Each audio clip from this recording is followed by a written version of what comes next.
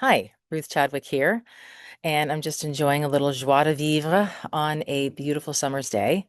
And I hope that if you're in the Northern Hemisphere, you're enjoying some summer beauty yourself. So I wanted to check in with you a little bit about this topic I've been seeing flying around social media around locking in.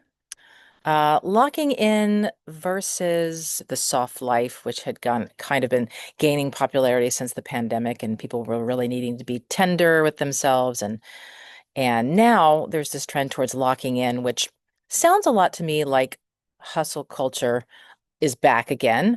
Not that it actually went away, but maybe it's slightly more disciplined version of hustle culture in that it sounds like a lot of people are trying to do more digital detoxes and dopamine detoxes and that sort of thing, which I'm on board for because I think we can definitely OD on the dopamine hits, which doesn't really help us in terms of quality time, whether that's productive time or downtime.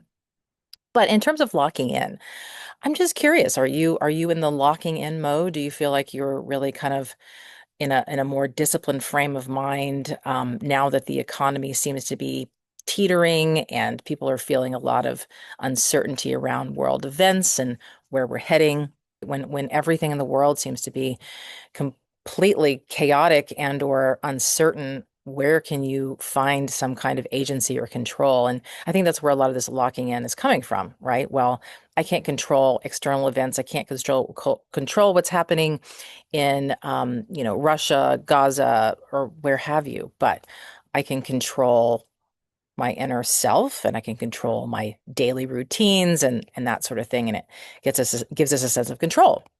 So first of all, I think there is something to look at here because it doesn't have to be locking in versus the soft life. Really, we do better when we have a balance of structure and flow, when we have a balance of some really focused time and some quality downtime. Again, I recommend that means fewer dopamine hits, scrolling, YouTube videos, that sort of thing. Not that that's terrible, just that to really rest, to really enjoy downtime, it's done in a way that cultivates presence. So that could be any activity. That could be playing pickleball, or that could be playing with your dog, or that could be hanging out with friends. But it's about presence versus checking out, scrolling, that sort of mindless stimulation, which doesn't actually give us quality downtime. So again, back to my original point, a balance of locking in and softness, a balance of structure and flow is really what helps us work optimally. So, yeah, if you want to really structure your life very heavily during the week and then give yourself some more flowy weekends or evenings, that's a great thing to do. And the reason I bring this up is because, again, I think anything can become excessive and anything can sort of easily turn into a slippery slope of hustling, grinding, and then burning out. We humans are not machines, right? We need balance, we need play, we need downtime, we need social time, all of those things. The other thing about it is there's something about making peace with uncertainty. Trying to always have control doesn't always help us. Sometimes we just need to be in the moment. Like when we're in the moment, right here, right now, not trying to predict the future, not trying to make the future happen in any sort of controlled or forced way, but just showing up, doing what needs to be done, simplest is best, we're okay.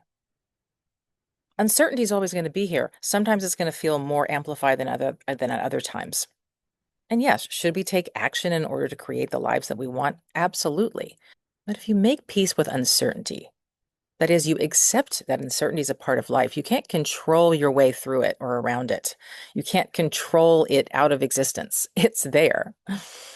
And you realize that you're actually okay in the midst of uncertainty. Then you can decide moment to moment what makes the most sense for you to do. You don't have to adhere to some military type schedule in order to make your life work the way you want it to.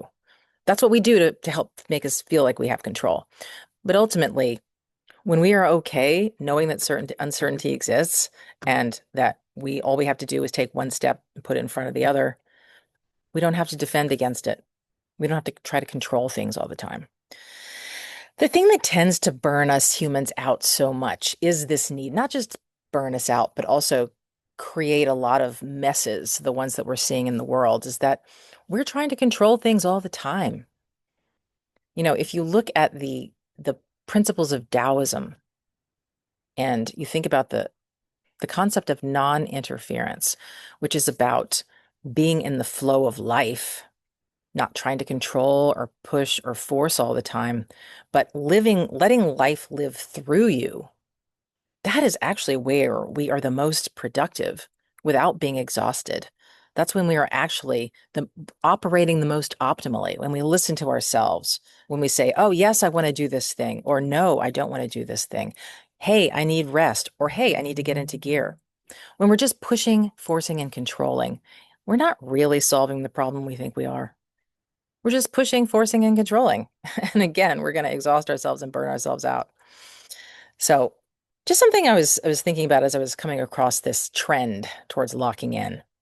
Again, I think a balance of structure and flow is the way to go. And I think it's not going to prevent you from being successful. In fact, I think it's going to aid you in being sustainably successful. Thanks for tuning in, and I'm wishing you all the joie de vivre that you desire.